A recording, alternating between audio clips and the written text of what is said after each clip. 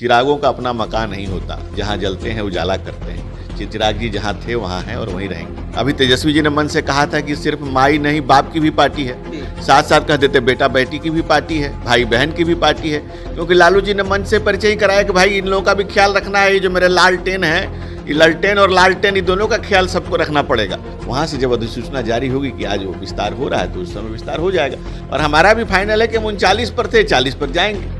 तो ये तो चीज़ें पहले से बिहार की जनता को पता है। वो अपनी बेरोजगारी की बात कर रहे हैं, जो अमेठी से राहुल गांधी को विदा कर दिया, अमेठी ने उन्हें मुलेठी चुसाने से मना कर दिया, वायनाड भी उनको बाय बाय करने की तैयारी में है। नमस्कार, मैं विकास और आप देख रहे हैं चौकस भारत न्यूज। देखिए, बिहार में एनडीए की सरकार बने हुए 45 से 46 दिन हो गया है, लेकिन अभी तक कैबिनेट का विस्तार नहीं हुआ है। आपको बता दें कि दो चीज़ बिहार में पेच फंसा हुआ है, एक एनडीए में सीट बंटवारा और एनडीए में बिहार में जो सरकार है इसका कैबिनेट विस्तार नहीं हुआ है। वही विपक्ष का मौका मिला हुआ है, बार बार सवाल कर रही है कि आखिर क्या एनडीए के हुआ क्या है कि अभी तक कैबिनेट विस्तार नहीं हुआ है। इस सारे सवाल पर मेरे साथ बात करने के लिए बीजेपी के प्रखर प्रवक्ता डॉक्टर धनंजय गिरी जी हैं, इनसे बात करेंगे। सर, पहले तो स्वागत है मेरे चैनल में। धन्यवाद, आपको शुभकामनाएं। जी सर, 45 से 46 दिन आपकी सरकार बने हुए हो गया है बिहार में, लेकिन अभी तक कैबिनेट विस्तार नहीं हुआ। क्या वर्तमान के जो सरकार है सब कुछ सही नहीं है सरकार में? आप दिन गिन रहे हैं, लेकिन बिहार की जनता के दिल में उमंग आ रहा है। भाई ऐसी सरकार आई है जिससे जो सरोकार रखती है, जो जन सरोकार रखती है, जन आकांक्षाओं को, जन अपेक्षाओं को पूरा करती है और एक लंबे समय से बिहार के उज्जवल बनाने के लिए लगातार कार्यरत थी, प्रयासरत थी। इसलिए आप दिन गिन रहे हैं, ये आपका कार्य है। और कैबिनेट विस्तार मुख्यमंत्री का प्रोरोगेटिव होता है, आवश्यकता अनुसार वो किसको क्या दायित्व देता चाहते हैं ये माननीय मुख्यमंत्री जी तय कर देंगे और उसके हिसाब से विस्तार हो जाएगा। बार बार आरजेडी सवाल पूछ रही है कि हमारा 9 दिन के अंदर ही से कैबिनेट विस्तार हो गया था, सारे विभाग बांट लिए थे, इन लोग के 45 दिन से ज़्यादा हो गया है, अभी तक कैबिनेट विस्तार नहीं हुआ है। सरकार बनी हुई है लेकिन भगदड़ की स्थिति है कि कब टूट जाएगी। आरजेडी का सवाल तो बहुत मौजू है, क्योंकि आरजेडी के बांटे में समय कितना लगता है। अभी तेजस्वी जी ने मन से कहा था कि सिर्फ माई नहीं बाप की भी पार्टी है, साथ साथ कह देते बेटा बेटी की भी पार्टी है, भाई बहन की भी पार्टी है, क्योंकि लालू जी ने मन से परिचय ही कराया कि भाई इन लोगों का भी ख्याल रखना है। ये जो मेरे लालटेन है, ये लालटेन और लालटेन इन दोनों का ख्याल सबको रखना पड़ेगा। तो उनके यहाँ तो परिवार में बंट जाता है, बाकी बचता है तो किसी किसी को दे दिया जाता है। लेकिन हमारे यहाँ तो कार्यकर्ता बोध से बंधा हुआ ये दल है। एक एक व्यक्ति के समाज के अंतिम पायदान पर खड़े हुए व्यक्ति की चिंता है। हमारे गांव गरीब किसान नौजवान की चिंता है। गलियों चौक चौराहा सड़कों में बाजारों में एक एक व्यक्ति, राष्ट्र की संविधान में जो स्वयं को होम करते हुए एक एक व्यक्ति की चिंता है, एक कार्यकर्ता की चिंता है। इसलिए हमारे यहाँ कार्यकर्ता को काम मिलता है, उनके यहाँ पार्टी में परिवार में बढ़ जाता है, बच मिलता है तो पार्टी को दे दिया जाता है। यानी कि मतलब सर, आज भी सुना देखा मीडिया के हवाले कई सूत्रों से पता चला कि आज कैबिनेट विस्तार कर लिया जाएगा। क्या आपको कुछ जानकारी है? आप एक इस सरकार का विंग्स हैं, क्या आज कैबिनेट विस्तार होगी कि आज भी है वो पेंडुलम की तरह घूमते रहेगी? मैंने पहले भी कहा और अपनी बात को दोबारा रिपीट कर रहा हूँ, कैबिनेट का विस्तार मुख्यमंत्री का प्रोरोगेटिव है। वहाँ से जब अधिसूचना जारी होगी कि आज वो विस्तार हो रहा है तो उस समय विस्तार हो जाएगा। रही बात कि हमारे यहाँ भारतीय जनता पार्टी के कार्यकर्ता अपने कार्यक्रमों से बंधे होते हैं, अपने कार्यबोध से बंधे होते हैं और तर्पण अर्पण समर्पण के साथ अपने कार्य में लगे होते हैं, स्वयं को होम कर रहे होते हैं और यहाँ पद नहीं दायित्व होता है, अपने अपने दायित्व बोध का निर्वहन कर रहे होते हैं। जब उन्हें पार्टी की सूचना देगी कि एक नए दायित्व को भी आपको निभाना है, वो दायित्व बोध के लिए चले जाएंगे। फिर अगर बिहार में महागठबंधन की बात करें तो उनका आगामी लोकसभा चुनाव का करीब सीट फाइनल हो गया है सर, लेकिन एनडीए में सर अभी बातचीत चल रहा जा रहा है। कभी चाचा नाराज है तो कभी भतीजा नाराज है एनडीए से।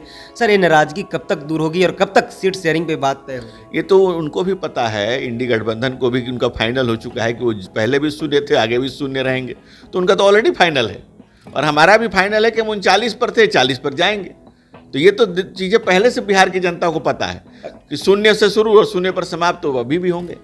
राम से हनुमान नाराज चल रहे हैं। देखिए, ऐसा कभी इतिहास में न हुआ, न वर्तमान में होगा। भाई, मोदी जी को हनुमान मानते हैं, मोदी जी का हनुमान है चिराग पासवान, लेकिन चिराग पासवान जिस तरह से सीट शेयरिंग की बात चल रहा है, लगातार वो मीडिया में बयान दे रहे हैं, एनडीए में सरकार में है, नीतीश कुमार के खिलाफ बोल रहे हैं। चिरागों का अपना मकान नहीं होता, जहाँ जलते हैं उजाला करते हैं। चिराग जी जहाँ थे वहाँ हैं और वहीं रहेंगे। यानी कि चिराग पासवान बिहार के साथी हैं और आगे रहेंगे भी, मतलब मोदी जी के साथ बिहार में। और चिराग जी ने खुद ही कहा है, मैं कौन होता हूँ कि चिराग जी के विषय में कहने वाला। चिराग जी अपने विषय में अगर खुद ही लगातार बता रहे हैं और अभी वर्तमान में भी बता रहे हैं, तो वो मुझे भी लगता है कि वो युवा नेता है और अपनी बातों पर कायम रहेंगे। चिराग पासवान और उनके चचा का सर आपसी जो निजी जो सर विवाद है वो अब राजनीति विवाद देखने को मिल रहा है सर। क्या जो अमित शाह का राजनीति का सर चाणक्य कहा जाता है, वो चाणक्य व्यक्ति इन दोनों का मामला सुलझा के मतलब साथी दोनों का बना रखेंगे कि या टूटेगा कुछ, क्या कैसा लग रहा है? कल क्या होगा ये तो कोई नजूमी एस्ट्रोलॉजर ज्योतिष बता पाएगा, लेकिन हम ये जानते हैं कि भारतीय जनता पार्टी एक परिवार की तरह काम करती है और यहाँ जो कुछ भी है दायित्व बोध से बंधकर एक परिवार की तरह संगठित काम करेंगे। हमारे यहाँ जूतों में पैजार नहीं होती, जैसा कि इंडिया अलायंस में होता है। अब मैं उस शब्दों का इस्तेमाल, हम लोग चित्रकूट कहने वाले लोग हैं, चिरकुट नहीं कह सकते हैं, लेकिन वहाँ चिरकुट से लेकर तमाम शब्द इस्तेमाल किए जाते हैं। हमारे यहाँ कोई व्यक्ति आकर मीडिया में ये नहीं कहता है कि हमको ये चाहिए, हमको वो चाहिए, हमको ये नहीं मिला, हमको वो नहीं मिला। परिवार का मसला है, आपस में बातें हो जाएंगी, सीट आप लोग नारा देते हैं कि 400 और 370 प्लस की बात कर रहे हैं, वही इंडी गठबंधन का लोग कर रहे हैं कि मोदी वर्सेज मुद्दा इस बार लड़ाई होगा, बेरोजगारी से लड़ाई हो, बेरोजगारी दूर करने की लड़ाई होगा, और आप लोग 400 पार की नारा दे रहे हैं। वो अपनी बेरोजगारी की बात कर रहे हैं। जो अमेठी से राहुल गांधी को विदा कर दिया, अमेठी ने उन्हें मुलेठी चुसाने से मना कर दिया, वायनाड भी उनको बाय बाय करने की तैयारी में है, तो उन तमाम बेरोजगारी पर चर्चा कर रहे हैं। यानी कि कहीं ना कहीं सर बिहार में भी हम माना जाए कि लगभग सीट फाइनल होगा। क्या है कि सर जब हम जनता के बीच जाते हैं तो दूसरी लिस्ट आ गई है, तीसरी आने वाली है बीजेपी। लोग सवाल यही करते हैं कि बिहार बीजेपी का लिस्ट कब आएगा कि यहाँ से ये चुनाव लड़ने वाला। मैंने पहले भी आपसे कहा और फिर कहता हूँ, भारतीय जनता पार्टी के कार्यकर्ता अपने कार्यकर्ता बोध से बंधे होते हैं, अलग अलग दायित्वों का निर्वहन कर रहे होते हैं। जब जिसको जो दायित्व दिया जाएगा उसके लिए वो सज्ज है और उस समर में अपने आप को समर्पित करेंगे। लास्ट सवाल है सर, तेजस्वी यादव लोगों के बीच नौकरी देने की वादा लेके जाएंगे कि और नौकरी दिए हैं और देंगे, और आपका क्या मुद्दा रहेगा सर? बार बार इस सवाल को आरजेडी लोगों से पूछ रही है और उछाल रही है सर। आज से 3000 साल पहले बिहार में एक डकैत हुआ, उसका नाम था उंगली मार, उसका एक्चुअल नाम था अहिंसक। जिनकी भी उस हत्या करता था, लूट मारता था, उसकी उंगलियां काट के अपने गले में लटका लेता था। बिहार में एक परिवार हुआ जिसने नाम दिया सामाजिक न्याय, लेकिन उसने नौकरी के नाम पर लोगों की जमीन, मकान, प्रॉपर्टी, घर द्वार, दरवाजे और तमाम तरह की संपत्तियों को अपने गले में लटका रखा है। इस उम्र में उन पर जो प्रॉपर्टी का केसेस हैं, तेजस्वी जी पहले ये बताएं कि इतनी अल्प आयु में तमाम लोगों की संपत्तियों की माला जो उनके गले में लटकी हुई है, ये नौकरी के नाम पर ही अटकी हुई है, जिसका नाम वो देते हैं सामाजिक न्याय। एक हकमार परिवार से सब लोग सावधान है बिहार में।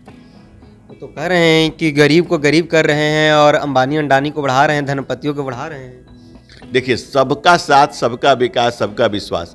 16 लाख करोड़ की इकोनॉमी आज 42 लाख करोड़ की इकोनॉमी बन चुकी है।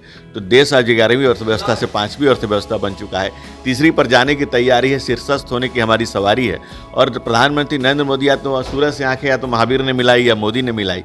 तो जिस तरह से देश का विकास हो रहा है, तेजस्वी जी को समझ में नहीं आएगा, क्योंकि तेजस्वी जी के बस का मामला नहीं। बहुत धन्यवाद सर। आप सुन रहे थे बीजेपी के प्रखर प्रवक्ता डॉक्टर धनंजय गिरी जी थे। इन्होंने साफ तौर पे कहा कि भाई हम लोग 400 पार कर रहे हैं, इस पे कोई दो राय नहीं है। और बेरोजगारी बढ़ी है, हम भी मानते हैं, लेकिन बेरोजगारी जो आरजेडी, सपा, ममता बनर्जी, तमाम जो ऐसे पार्टी पॉलिटिक्स है, उनकी बेरोजगारी बढ़ी है, क्योंकि उनके जो हक है हम लोग उन्हें मारने के काम किया है और लोगों के ज़मीनी स्तर पे काम करके दिखाया है। इन्होंने तमाम सारी सवालों का जवाब दिया। इन्होंने कहा कि जो गरीब बच्चे थे, जो नौकरी करना चाहते थे, उनको लालू प्रसाद यादव ने ज़मीन लिया है और नौकरी देने के काम किया। कहीं ना कहीं उनका नौकरी भी एक ज़मीन से सौदा किया है। फिलहाल इस खबर में इतना ही। इसी तरह के तमाम खबर को देखने के लिए देखते रहिए चौकस भारत न्यूज़। धन्यवाद।